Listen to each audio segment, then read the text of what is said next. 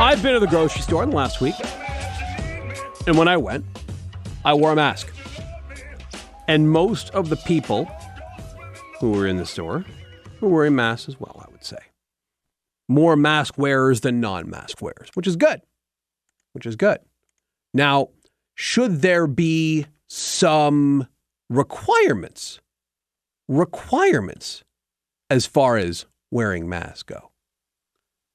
And maybe you've seen this Masks for Canada conversation online, and they're talking about where you should be wearing masks.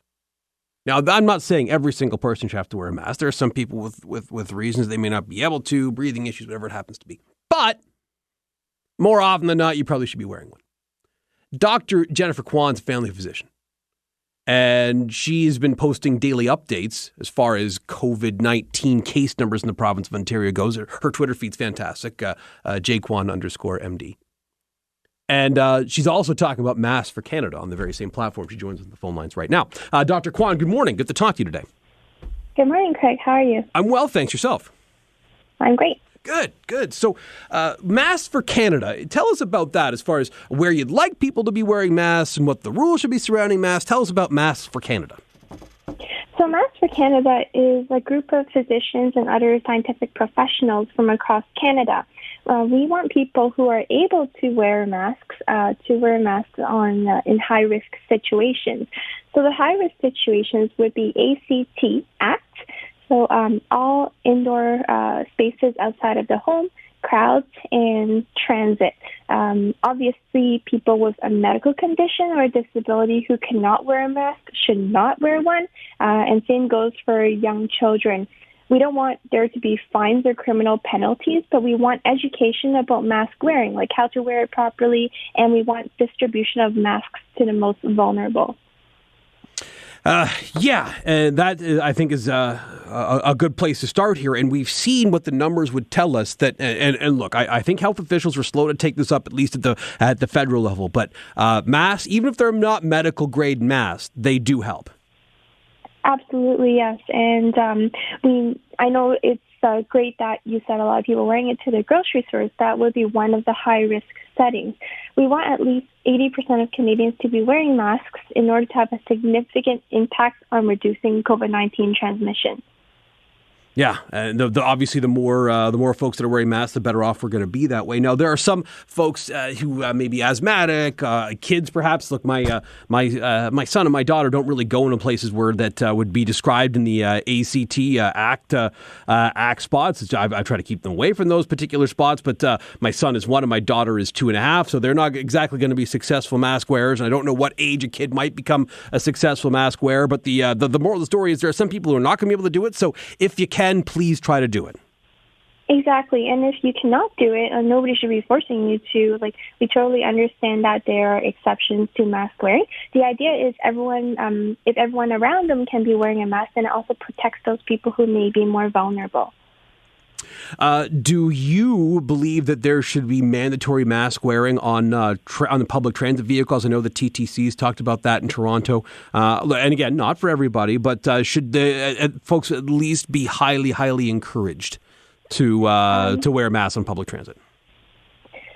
So in areas of high disease prevalence where there's a lot of transmission going around, public transit is very high risk because it's an indoor enclosed space and you're there for a prolonged period of time. So it can be considered to be mandatory in those situations.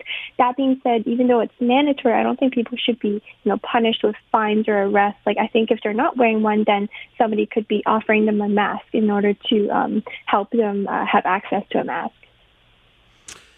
Yeah, I just think that, access is definitely part of the conversation as well. But the access is becoming a little bit easier from the perspective of not the medical mask, but the mask that I wear when I go to the store is just a cloth mask that a friend made that has a couple of quick bands on either side to go around your ears. It's easy. Again, not as good as having some of the medical grade PPE, but it does help, right? Yeah, it helps a lot. It helps catch droplets from coming out of the nose and the mouth, which is great. So I also wear a cloth mask to the grocery store. I only use this medical mask for when I'm in my clinic or in a medical setting. Yeah. So the moral of the story is, if you don't have access to a medical mask, that doesn't mean that, there's nothing I can do. There are ways around that. Exactly. And there's so many great designs, people are making masks for their neighbors. It's really great, and it shows creativity and innovation too. I want to ask you as well, Dr. Kwan, I follow you on Twitter, and you do a great job posting graphs for the daily numbers that we have here in Ontario, as far as not just the number of new COVID cases, but tests and things along those lines. There's a lot of great analysis on there. How are you feeling about the trend in this province right now? Thank you, Craig. So I think that the last week has been better in terms of declining case numbers, declining number of hospitalizations too. So that's always reassuring, and we're hoping the trend continues to go that way when things are reopening up here in Ontario. Definitely, that's why masks are an important part of the factors when we're reopening. We want to keep the numbers down and avoid any potential second wave. Yes, that would be incredible. And I've seen some research. We're talking about that. Hey, if we get to that 80% mask threshold that you were talking about, we could really eliminate potential second and third waves here. Or if not eliminate, really, really limit the impact they can have on us. And that should be the goal that we have going forward here. Exactly. Masks are great for both health and the economy, and we all want to have, sustained, safe reopening of the economy, because it's affecting everybody's lives. So hopefully the good trends will continue. Speaking of good trends, we had, I believe, and you would obviously know better than I would, but I believe the numbers we got in yesterday were the highest number of single-day tests completed in Ontario since we started this pandemic at 24,341. We've seen quite a few days in the 20,000 plus range lately. Is that a trend you're encouraged by? Is that something that is a good sign that we have that capacity? Yeah, so more testing is great. That means we're capturing more cases, and when we capture the cases, we can trace their contacts, make sure that we're breaking the chain of transmission. So that's really great. So 24,000 is a positive step, and hopefully the test capacity is being used in areas of high need, whether it's for repeated tests for high-risk settings like long-term care and shelters and group homes, and also for essential workers who need it. So hopefully the capacity is being used in a good way. Yeah, I would hope so as well. Dr. Kwan, anything else that's really important about the subject that you want to add, as far as either the masking goes or as far as the trends in the province of Ontario right now goes? So I think that everyone should be optimistic. I know it's very difficult for everyone to have been in quarantine, but as Ontarians, we're working together so that if we can all contribute and help one another out, wear a mask, and I'm sure we'll be going in the right direction. Yeah, I very much hope the very same thing as well. Dr. Kwan, thank you very much. This is a great conversation. I'm glad we could do it today. Great. Take care. Thank you. That's Dr. Jennifer Kwan, who is a physician in the GTA. She's in the Burlington area.